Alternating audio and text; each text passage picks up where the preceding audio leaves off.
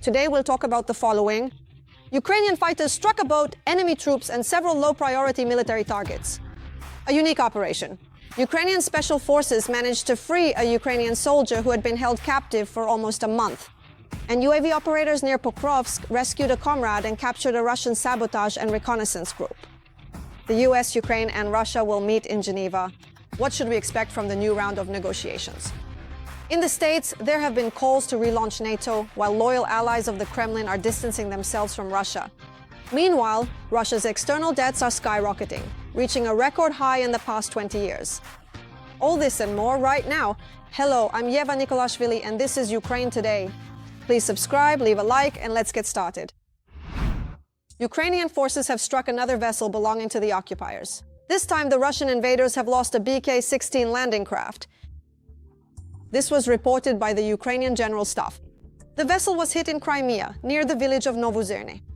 So far, there are no details or video available. Also, a RSP-10 radar station was hit in the temporarily occupied territory of Crimea. And near Primorsk in the Zaporizhzhia region, the occupiers lost a communications hub.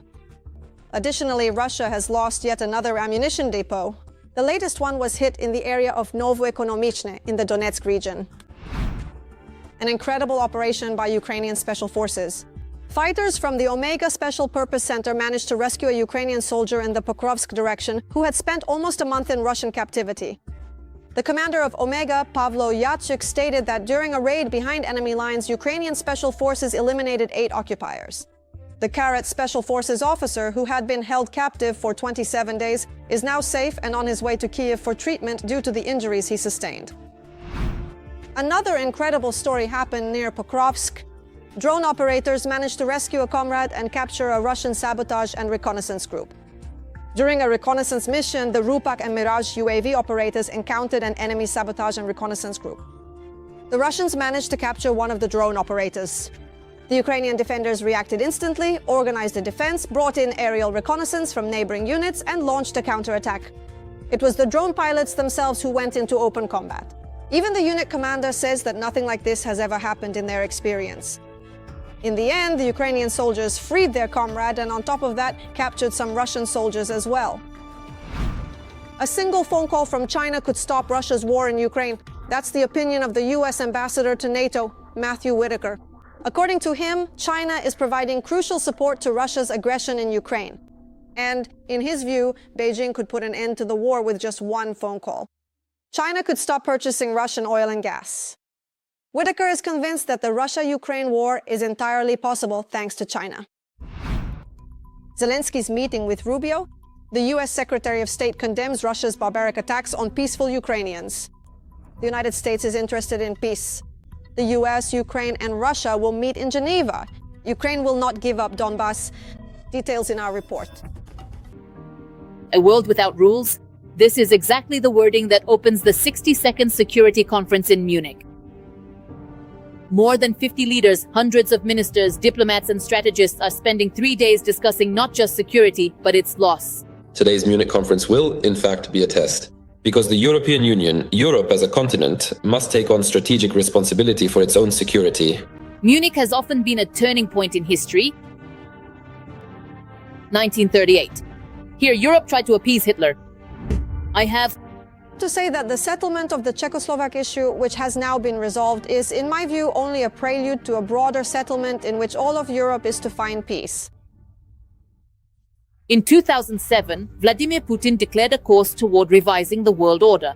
We have now arrived at a truly pivotal and critical juncture, when we must engage in a deep and serious reflection regarding this complex foundational architecture of global security.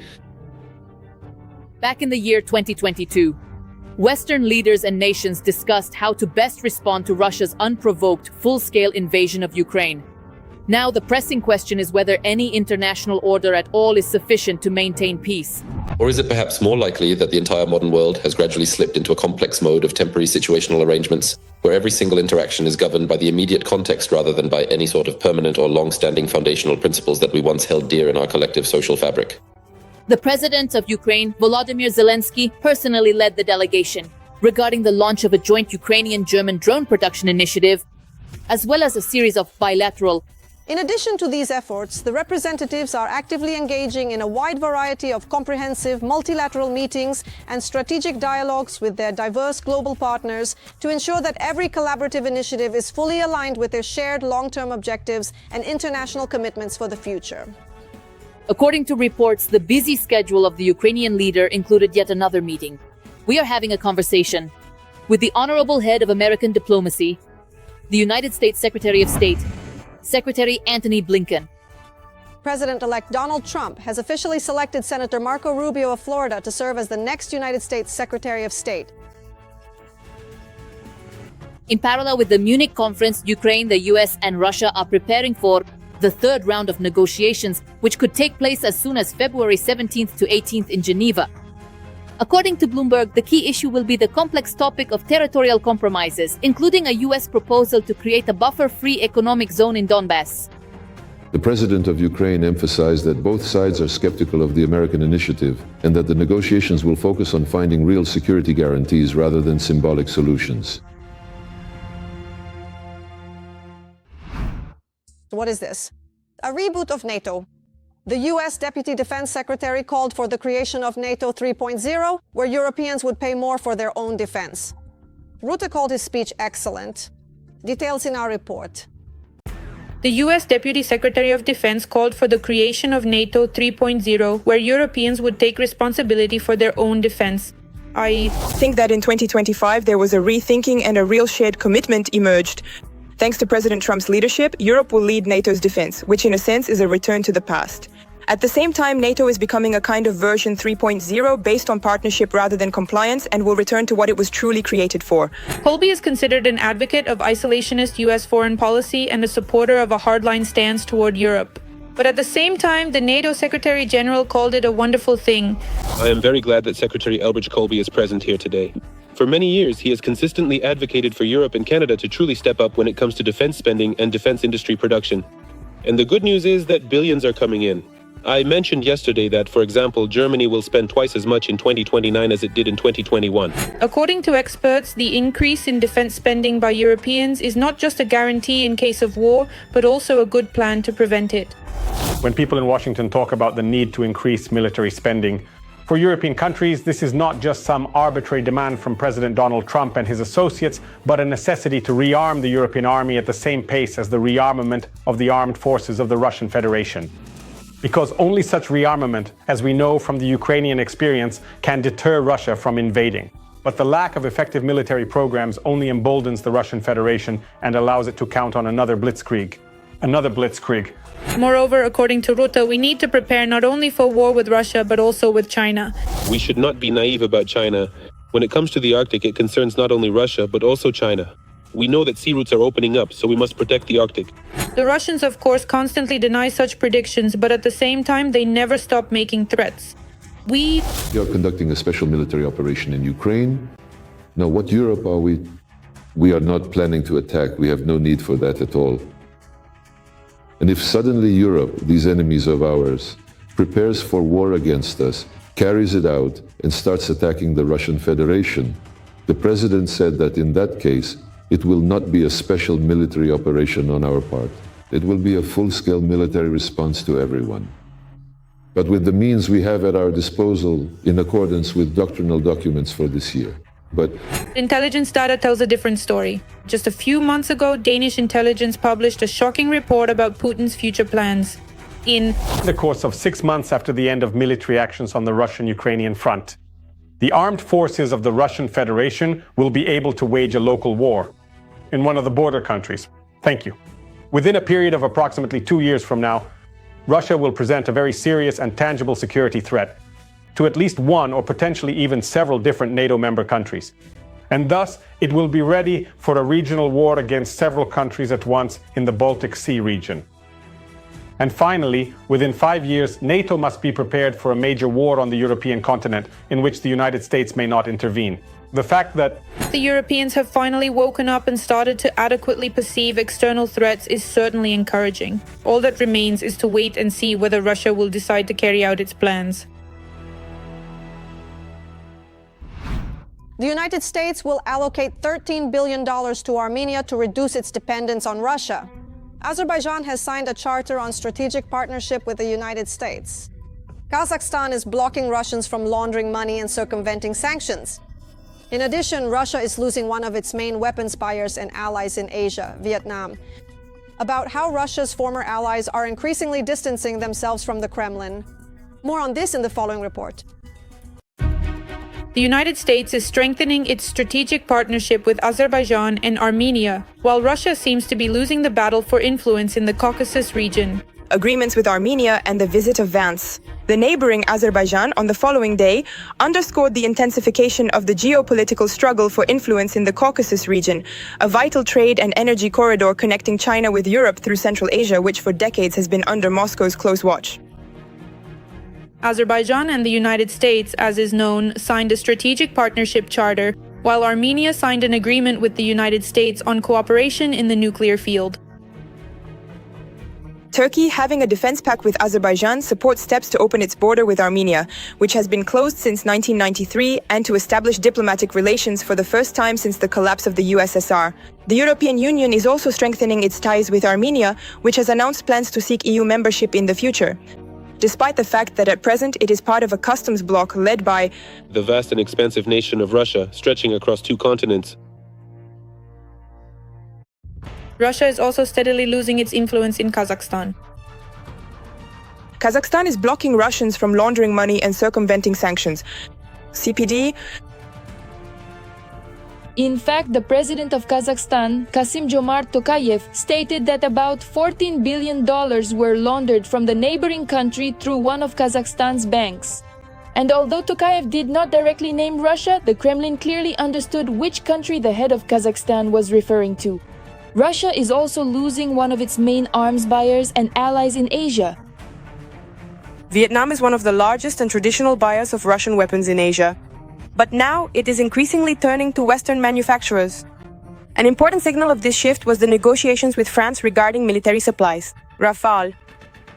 There is growing disappointment with the realities of Russia and China, but support for the Kremlin continues there, in particular because Russia's weakening due to the war is very beneficial to Beijing. So to say that China, despite all the documents and strategies, is truly an ally, well, most likely no, because China is actually interested in the weakening of the Russian Federation. The longer the Russian Federation wages war, the more money it spends, the more dependent it becomes on China, on its products, Chinese technology, both in the civilian and military sectors. Russia becomes dependent on Chinese loans. Russia becomes dependent on China's purchases of Russian oil are beneficial for China. Once allies of Russia, as they say, are slowly but surely distancing themselves from the Kremlin. And while today this distancing is not yet very noticeable in the Kremlin, in the near future Russia may find itself alone with its imperial ambitions. Russia is up to its ears in debt. Over the past 20 years, the external debt of the aggressor country has risen to a record high for the last 2 decades. Due to sanctions and economic problems, Russian companies are operating at a loss. Whether there is a way out of this situation and under what conditions, our journalists will tell you. Russia owes almost $62 billion to foreign creditors, which is a record for the past 20 years. Russia's external debt includes government obligations to non-residents in foreign currency, which is part of the country's total external debt. This debt also falls on banks, state and private companies, as well as various organizations. Major financial institutions and Western creditors have essentially frozen Russian assets. Well, that is exactly how I would put it. There are several billion dollars that Russia currently owes to other countries, but the reality is that it simply does not pay those debts anymore. As of January 1st, 2026, the Bank of Russia estimated the country's external debt at $319.8 billion. In just 1 year, it increased by $30 billion, or by 10.4%. In addition, markets are shrinking. Demand for Russian products is falling, right? Well, for example, China is buying less and less coal. It has practically stopped buying steel. As most people are well aware by now, there is a significant situation unfolding with global oil prices. Specifically, the market price for Russian crude oil has practically dropped by half of its former value.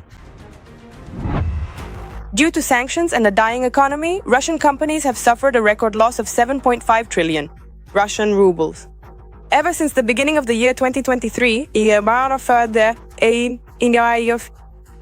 the numerical figure we are observing has grown significantly to the point where it has nearly doubled in size compared to previous records. The international markets for Russian products are continuously contracting and diminishing. According to Rostat, the metallurgical and oil refining industries, wholesale trade, and mineral extraction sectors are suffering the most. Construction companies, as well as enterprises in transport engineering and light industry, are also experiencing difficulties. Different factors affect different industries. It depends on the domestic market. For example, if we look at real estate developers, they are building many apartments, but no one is buying them. As a result, there is a major crisis among both the developers and the builders. And there is simply no end in sight. Even the largest company that was building housing has now practically gone under. The government may cover their losses, but most likely the answer will be negative. And this is the first candidate for bankruptcy, a major bankruptcy. A decline in investment and a flight of depositors from the banks. Such a fate for his country was predicted by the deputy head of the State Duma Committee on Economic Policy, Nikolai Arefiev. Arefiev also claimed there is a collusion between the central bank and the government, which is hiding the real inflation rate. At the same time, the current budget is lacking. President of Ukraine has awarded Ukraine. And first of all, I want to sincerely congratulate you on this remarkable achievement. The meeting was also attended by the father of the athlete Mikhailo Heraskevich, who serves as the dedicated head coach of the Ukrainian national skeleton team. During the discussion, the Ukrainian skeleton athlete expressed his profound gratitude for the ongoing support and emphasized that now the entire world is talking about the symbolic athletes depicted on his helmet. He stressed that their memory unites people around Ukraine and draws attention to the tragedy despite the deaths of the athletes. Heraskevich placed the order next to the helmet and stated that they deserved it. That's all for today. Thank you for watching. Strength to the Ukrainian defenders, both men and women. Glory to Ukraine. Subscribe, like, comment, share, and see you next time.